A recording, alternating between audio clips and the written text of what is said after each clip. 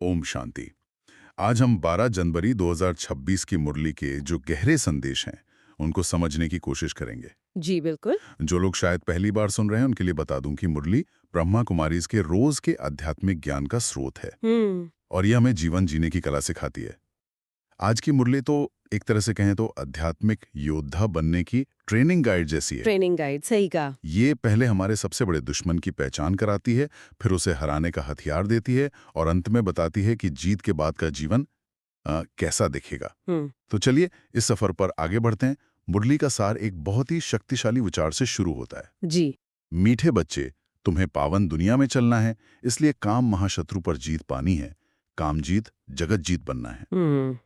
ये सिर्फ एक लाइन नहीं है, बल्कि पूरी लाइफ को बदलने की एक तरह से मास्टर की है। हाँ, और ये विचार अपने आप में बहुत बहुत क्रांतिकारी है।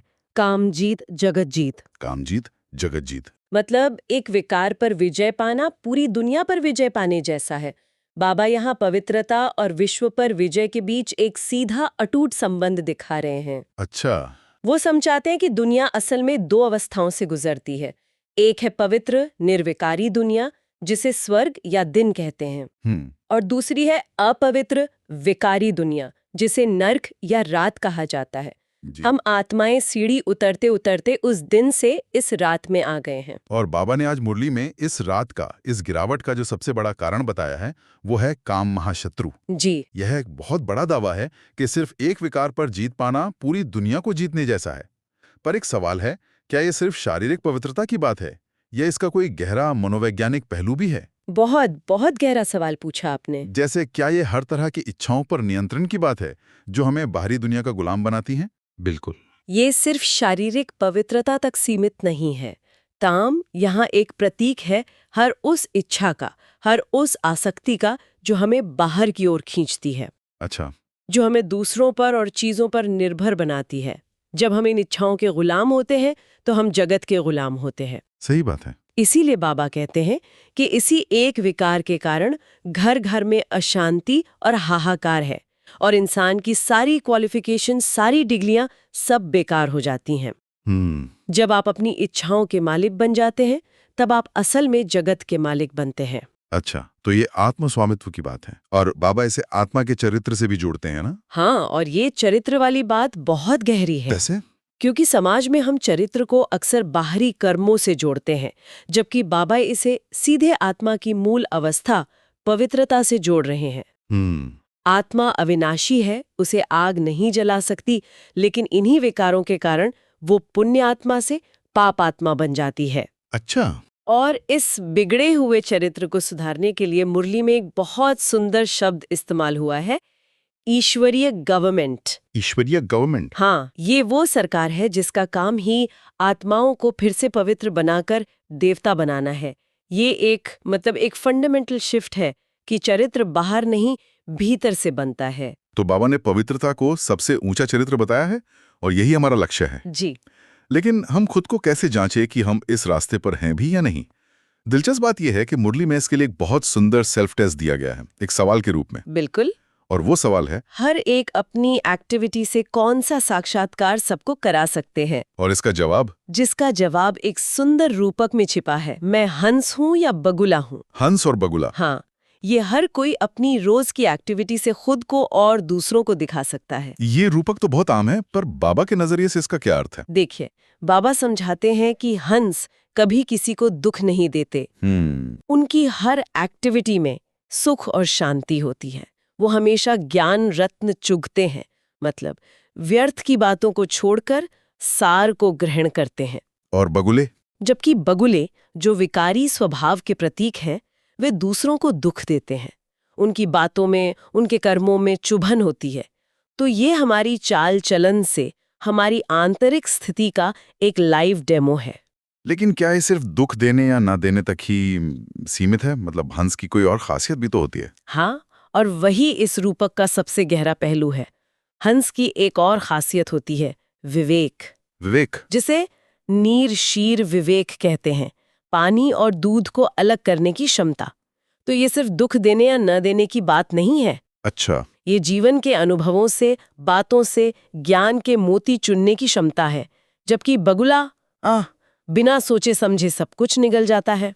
तो ये कॉन्शियस लिविंग बनाम रिएक्टिव लिविंग की बात हो गई। बिल्कुल। जो हंस हैं वो पारस बुद्धि हैं, वो व्यर्थ को सार में बदल देते हैं। और जो बगुले हैं वो पत्थर बुद्धि हैं, वो अच्छी बातों में भी कमी निकाल लेते हैं। तो ये एक रोज का ऑडिट है। हाँ। आज मेरे कर्म हंस वाले थे या बगुले वाले, ये हमें अपनी प्रगति जांचने का एक पैमाना देता है। लेकिन मुरली में एक चेतावनी भी दी गई है जो मुझे बहुत महत्वपूर्ण लगी। आप माया के धोखे की बात कर रही हैं? जी हाँ, बाबा हमें उस बैटलफील्ड के बारे में भी बताते हैं जिस पर ये लड़ाई लड़ी जा रही है। वो कहते हैं कि ये दुनिया एक बना बनाया खेल है, एक ड्रामा। आत्मा इसमें 84 जन्मों का चक्र पूरा करती है। जैसे श्री कृष्ण को श्याम और सुंदर दिखाते हैं, वो एक ही आत्मा के दो रूप हैं। 84 जन्म लेते लेते आत्मा पतित यानी श्याम बन जाती है और फिर ज्ञान से पावन यानी सुंदर बनती है। बिल्कुल।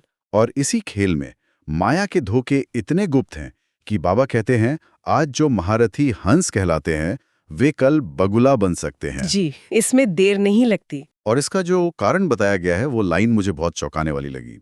इच्छा मात्रम अविद्या। एक मिनट, यहां मुझे एक सवाल आ रहा है। मुरली कहती है इच्छा मात्रम अविद्या, यानी कोई भी इच्छा रखना अज्ञानता है। लेकिन क्या ये व्यावहारिक है? क्या रोजी रोटी कमाने की या बच्चों को पढ़ाने की इच्छा भी अज्ञानता है, या यहाँ इच्छा का कोई और गहरा मतलब है? ये बहुत ही प्रैक्टिकल सवाल है। देखिए, यहाँ इच्छा का मतलब सांसारिक जिम्मेदारियों से भागना नहीं है। अच्छा। इसका गहरा मतलब है आसक्ति युक्त इच्छा।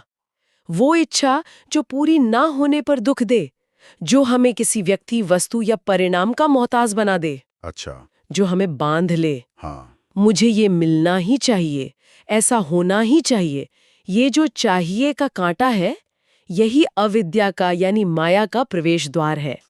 आप अपनी जिम्मेदारियां निभाएं लेकिन अनासक्त होकर, एक ट्रस्टी की तरह। बाबा कहते हैं कि अच्छे अच्छे महारथियों को भी माया इसी रास्ते से धोखा दे देती है, किसी छोटी सी इच्छा के रूप में आकर। अच्छा, तो ये इच्छा और कर्तव्य के बीच के महीन धागे को समझने की बात है। जी, इसीलिए पवित्रता पर इतना जोर है, क्योंकि वही हमें इस धोखे से बचाती है। बिल्कुल। मुरली में साफ कहा है कि पवित्रता की हिम्मत ही विश्व की बादशाही की प्राइज लेने का आधार है। जब हम पतित होकर बाबा को बुलाते भी हैं तो यही कहते हैं, हे पतित पावन, आकर हमें पावन बनाओ। ये पवित्रता ही वो बुनियाद है जिस पर स्वर्ग का महल खड़ा होता है। तो इस सारे ज्ञान को, इस ट्रेनिंग को जीवन में उतारने के लिए मुरली से दो मुख्य बिंदु दिए गए हैं। जी, जिन्हें धारणा का सार कहा गया है। पहला बिंदु इसी चेतावनी से जुड़ा है। माया के धोखों से बचने के लिए इच्छा मात्रम अवित्ती बनना है। इस डर्टी दुनिया से दिल नहीं लगानी है। इसका सीधा मतलब है भावनात्मक रूप से आत्मनिर्भर बनना। ये दुनिया जिसे बाबा डर्टी कहते हैं, वो इसलिए क्योंकि यहाँ हर रिश्ते और चीज में स्वार्थ और विकार की मिलावट है। सही बात है। इससे दिल लगाने का मतलब है धोखा और दुख को निमंत्रण देना। अनासक्त होकर कमल के फूल की तरह रहना ही सुरक्षा है। अपनी खुशी का रिमोट कंट्रोल अपने हाथ में रखना। और दूसरा बिंदु है पवित्रता का पूरा पूरा सबूत देना है। सबसे ऊंचा कैरेक्टर ही पवित्रता है। अपने आप को सुधारने के लिए पवित्र जरूर बनना है। ये आत्म सुधार का फाउंडेशन है। पवित्रता का सबूत किसी को दिखाने के लिए नहीं देना है। अच्छा। ये हमारे कर्मों, बोल और संकल्पों से खुद ब खुद जाहिर होनी चाहिए। ये कोई बाहरी नियम नहीं, बल्कि हमारा सबसे ऊंचा स्वाभाविक चरित्र है। बाबा हमें याद दिलाते हैं कि हम देवता बनने जा रहे हैं और देवताओं का श्रृंगार ही पवित्रता है। तो खुद को सुधारने का पहला और आखिरी कदम पवित्र बनना ही है। अब आते हैं मुरली के वरदान पर। जी। और सच कहूं तो आज का वरदान बहुत पावरफुल है। ये सिर्फ एक आशीर्वाद नहीं, बल्कि एक पूरी मेंटल स्टेट को डिस्क्राइब करता है। त्रिकालदर्शी स्थिति में स्थित रहे, सदा अचल और साक्षी रहने वाले नंबर 1 तकदीरवान भव। जी। मुझे ये शब्द त्रिकालदर्शी हमेशा से फैसिनेट करता रहा है। ये सुनने में तो किसी सुपर पावर जैसा लगता है। क्या इसका मतलब भविष्य देखना है, या ये सोचने का एक तरीका है? जैसे कोई शतरंज का खिलाड़ी जो चाल चलने से पहले कई मूव्स आगे का सोचता है। आपका शतरंज का उदाहरण बहुत सटीक है। त्रिकालदर्शी का मतलब भविष्य बताना नहीं। अच्छा। बल्कि हर संकल्प, बोल और कर्म को तीनों कालों, भूत, वर्तमान और भविष्य के परिप्रेक्ष्य में देखना है। जब हम इस ऊंची स्थिति में होते हैं तो क्यों और क्या जैसे प्रश्न समाप्त हो जाते हैं। मुरली में कहा है, क्वेश्चन मार्क न हो, सदा फुल स्टॉप। हम ड्रामा के आदि, मध्य, अंत को जानते हैं। हम हर आत्मा के पाठ को जानते हुए साक्षी होकर देखते हैं। और साक्षी होकर देखने का क्या मतलब है? साक्षी होकर देखने का मतलब है जैसे आप अपनी ही जिंदगी की मूवी देख रहे हैं। अच्छा। आप स्क्रीन पर चल रहे ड्रामा को देखते हैं, समझते हैं, लेकिन आप ये भी जानते हैं कि आप सिर्फ दर्शक हैं, वो किरदार नहीं। इससे आप दुख और सुख की छोटी छोटी लहरों में बहते नहीं, आप अचल यानी स्थिर रहते हैं। हलचल समाप्त हो जाती है। यही नंबर 1 भाग्य की, तकदीरवान होने की निशानी है। वाह। और आज का स्लोगन भी इसी से जुड़ा हुआ लगता है जी। सहनशीलता के गुण को धारण करो तो कठोर संस्कार भी शीतल हो जाएंगे। तो क्या ये सहनशीलता उस इच्छा मात्रम अविद्या वाली स्थिति से ही पैदा होती है? बिल्कुल। मतलब जब हमें किसी से कुछ चाहिए ही नहीं तो कोई हमें आसानी से परेशान नहीं कर सकता और हम स्वाभाविक रूप से सहनशील हो जाते हैं। आपने दोनों को बहुत खूबसूरती से जोड़ दिया। ये सहनशीलता कोई मजबूरी या कमजोरी नहीं है। अच्छा। ये ज्ञान से पैदा हुई एक आंतरिक शक्ति है। जब आप भीतर से भरपूर हैं, जब आपको किसी से कोई उम्मीद या इच्छा नहीं है, तो बाहर की कोई भी बात आपको हिला नहीं सकती। यह एक ऐसी शीतलता है, एक ऐसी शांति है, जिसके संपर्क में आकर सामने वाले के कठोर संस्कार भी पिघलने लगते हैं। यह टकराव को परिवर्तन में बदलने की कला है। वाह। आप चुप रहकर सहन नहीं कर रहे, आप अपनी शांति की शक्ति से उस परिस्थिति को ही बदल रहे हैं। तो आज की इस चर्चा का सार यही है कि पवित्रता ही सुख, शांति और विश्व पर विजय की कुंजी है। बिल्कुल। यह हमें बगुले की रिएक्टिव चेतना से उठाकर हंस की विवेकपूर्ण स्थिति में ले जाती है, पत्थर बुद्धि से पारस बुद्धि बनाती है। और यह सिर्फ एक गुण नहीं, बल्कि विश्व की बादशाही की प्राइज है, जिसे पाने के लिए हमें इच्छाओं के बंधन से मुक्त होना होगा। और अंत में एक विचार छोड़कर जाती हूँ। मुरली के अव्यक्त इशारों में बाबा कहते हैं कि मुक्ति और जीवन मुक्ति हमारा जन्मसिद्ध अधिकार है।